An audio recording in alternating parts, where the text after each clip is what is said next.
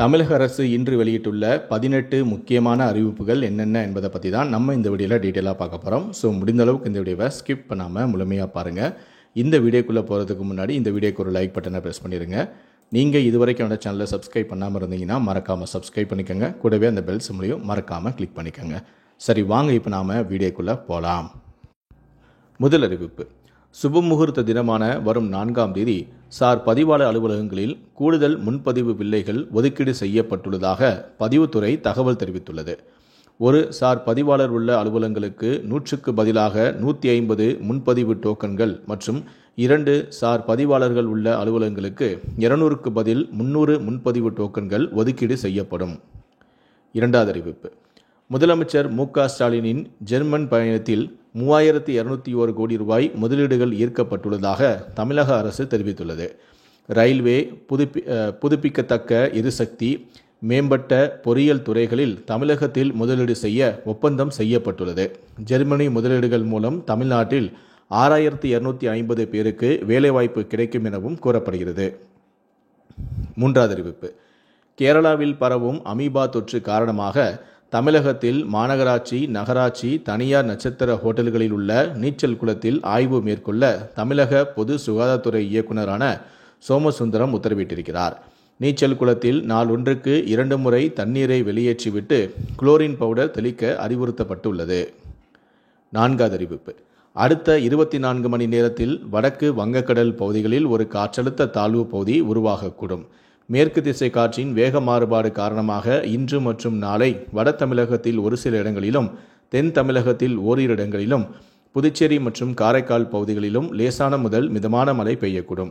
இடியுடன் கூடிய பலத்த தரைக்காற்றானது மணிக்கு 30 முதல் 40 கிலோமீட்டர் வேகத்தில் வீசக்கூடும். ஐந்தாவது அறிவிப்பு. அரசு கலை, அறிவியல் மற்றும் கல்வியியல் கல்லூரிகளில் தற்காலிக அடிப்படையில் 560 கௌரவ விரிவுரையாளர்கள் பணியமர்த்தப்பட்டுள்ளதாக உயர்கல்வித்துறை அமைச்சரான முனைவர் கோவி செழியன் தெரிவித்திருக்கிறார். ஆறாவது அறிவிப்பு. சென்னை, வேலூர் இடையே 142 கிலோமீட்டர் தொலைவுக்கு 6 வழி சாலை அமைக்க தமிழ்நாடு அரசு திட்டமிட்டுள்ளது. 3 சிப்காட் தொழில் பூங்காக்களையும் இணைக்கும் வகையில் 6 வழி சாலை அமைக்க தமிழ்நாடு நெடுஞ்சாலைத்துறை திட்டமிட்டுள்ளது. ஒரக்கடம், செய்யாறு சிப்காட், வேலூர் மாவட்டத்தில் அமையும் சிப்காட் தொழில் பூங்காவை புதிய 6 வழி சாலை இணைக்கும். புதிதாக அமைய உள்ள 6 வழி சாலை மூலமாக காட்டுப்பள்ளி, எண்ணூர் துறைமுகங்களுக்கு சரக்கு போக்குவரத்தும் எளிதாகும் எனவும், சென்னை, பெங்களூரு தேசிய நெடுஞ்சாலையில் ஸ்ரீபெரும்புதூர், வேலூர் இடையேயான போக்குவரத்து நெரிசலும் குறையும் எனவும் கூறப்பட்டுள்ளது.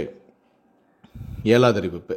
தமிழ்நாடு முழுவதும் விக்கிரவாண்டி, திருச்சி, சேலம், மேட்டுப்பட்டி, மதுரை, தூத்துக்குடி உட்பட 38 சுங்கச்சாவடிகளில் நள்ளிரவு முதல் கட்டண உயர்வு அமலுக்கு வந்தது.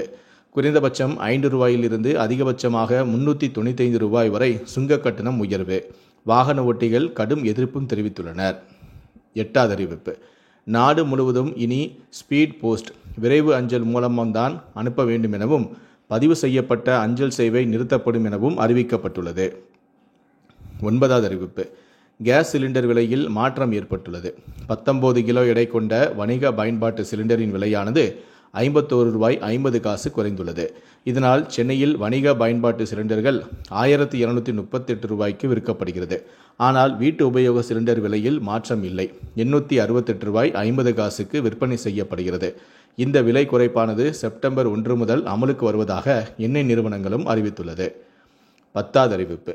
தமிழ்நாடு அரசு பணியாளர் தேர்வாணையம் சார்பில் ஒருங்கிணைந்த குடிமை பணிகள் தேர்வு குரூப் 4 உள்ள வனக்காவலர் மற்றும் வனக்காப்பாளர் பதவிகளுக்கான காலி பணியிடங்களில் நேரடி நியமனம் செய்யப்பட உள்ளது. இதற்காக தேர்வர்களால் சான்றிதழ் பதிவேற்றம் செய்யப்பட்டதில் சான்றிதழ் சரிபார்ப்புக்கு பின்னர் சில தேர்வர்கள் உரிய சான்றிதழ்களை சரியாக பதிவேற்றவில்லை என்பதும் கண்டறியப்பட்டுள்ளது. எனவே இத்தகைய தேர்வர்களுக்கு இறுதி வாய்ப்பு வழங்கும் விதமாக வரும் 5ஆம் தேதி இரவு 11:59 மணி வரை விடுபட்ட மற்றும் சரியான சான்றிதழ்களை மறுபதிவேற்றம் செய்ய வாய்ப்பும் வழங்கப்படுகிறது. 11வது அறிவிப்பு. ஓய்வு பெறும் நாளில் அரசு ஊழியர்களை சஸ்பெண்ட் செய்ய தடை விதித்து அரசாணை வெளியீடு. அரசு ஊழியர்கள் ஓய்வு பெறும் நாளில் சஸ்பெண்ட் செய்யப்படுவதை தவிர்க்க விதிகளை திருத்தி தமிழக அரசு அரசாணையை வெளியிட்டுள்ளது. 12வது அறிவிப்பு. வாகனங்களுக்கான ஃபேன்சி எண் ஒதுக்கும் நடைமுறையில் மாற்றம். ஏல முறையில் எண் ஒதுக்கும் வகையில் வரைவு திருத்த விதிகளை தமிழ்நாடு அரசு வெளியிட்டுள்ளது. இதற்கான விண்ணப்ப கட்டணம் ரூ.2000 ஆகும். ஃபேன்சி எண்ணுக்கான அடிப்படை விலை ரூ.2000 முதல் ரூ.2,00,000 வரை நிர்ணயம் செய்யப்பட்டுள்ளது. 13வது அறிவிப்பு.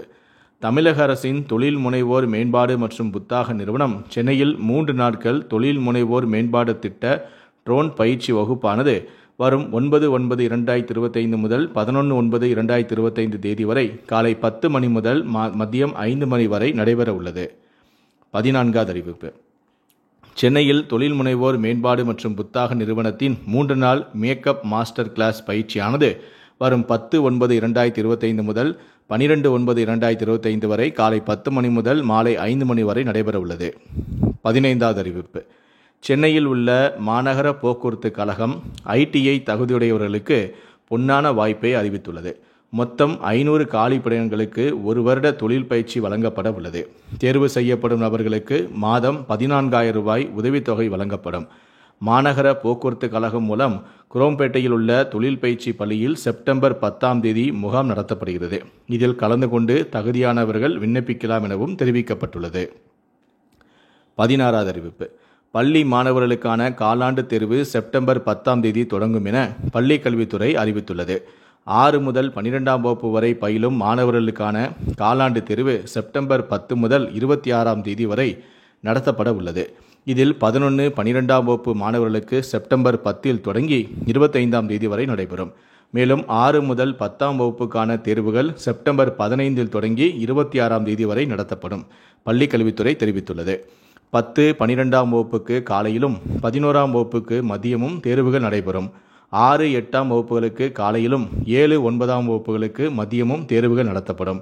இதைத் தொடர்ந்து 6 முதல் 12ஆம் வகுப்புக்கு செப்டம்பர் 27ஆம் தேதி முதல் அக்டோபர் 5ஆம் தேதி வரை விடுமுறை வழங்கப்படும். இந்த விடுப்பு முடிந்து பள்ளிகள் மீண்டும் அக்டோபர் 6ஆம் தேதி திறக்கப்படும் என தெரிவிக்கப்பட்டுள்ளது. 17வது அறிவிப்பு. வருவாய்த்துறையில் 3 வருடங்களுக்கு கீழ் காலியாக உள்ள அலுவலக உதவியாளர் பணியிடங்களை உடனடியாக நிரப்ப தமிழ்நாடு அரசு உத்தரவிட்டுள்ளது. மாவட்ட ஆட்சியரின் பொது நேர்முக உதவியாளரே விதிகளுக்கு உட்பட்டு இந்த பணிகளை நிரப்பிக் கொள்வதற்கு அனுமதியும் வழங்கப்பட்டுள்ளது. 18வது அறிவிப்பு. சுமார் 1,81,000 பேர் எழுதிய துணை கலெக்டர், போலீஸ் DSP உள்ளிட்ட குரூப் 1 பதவிக்கான முதல்நிலை தேர்வு ரிசல்ட் வெளியிடப்பட்டது. இதில் தேர்ச்சி பெற்றவர்களுக்கான மெயின் தேர்வு டிசம்பர் 1ஆம் தேதி தொடங்கப்படும் என்று TNPSC அறிவித்துள்ளது. மேலும் முதல்நிலை எழுத்துத் தேர்வில் தேர்ச்சி அடைந்தவர்கள் தமிழ்நாடு அரசு கேபிள் டிவி நிறுவனம் நடத்தும் சேவை மையங்கள் வாயிலாக ஆவணங்களை வரும் 3ஆம் தேதி முதல் 12ஆம் தேதி வரை பதிவேற்றம் செய்து மெயின் தேர்வுக்கு விண்ணப்பிக்க அறிவுறுத்தப்பட்டும் உள்ளது. இந்த 18 அறிவிப்புகளை பற்றிய உங்களுடைய கருத்துக்கள் என்ன அப்படிங்கிறத கீழே இருக்கக்கூடிய கமெண்ட் செக்ஷனில் மறக்காமல் சொல்லுங்கள். முடிந்த அளவுக்கு இந்த வீடியோவை மற்றவங்களுக்கும் ஷேர் பண்ணுங்கள். மேலும் இது போன்ற பல வீடியோக்களை பார்க்கணும் அப்படின்னு நினச்சிங்கன்னா மறக்காமல் என்ன சொன்னீங்க சப்ஸ்கிரைப் பண்ணுங்கள். கூடவே அந்த பெல் சிம்பளையும் மறக்காமல் கிளிக் பண்ணுங்கள். நன்றி, வணக்கம்.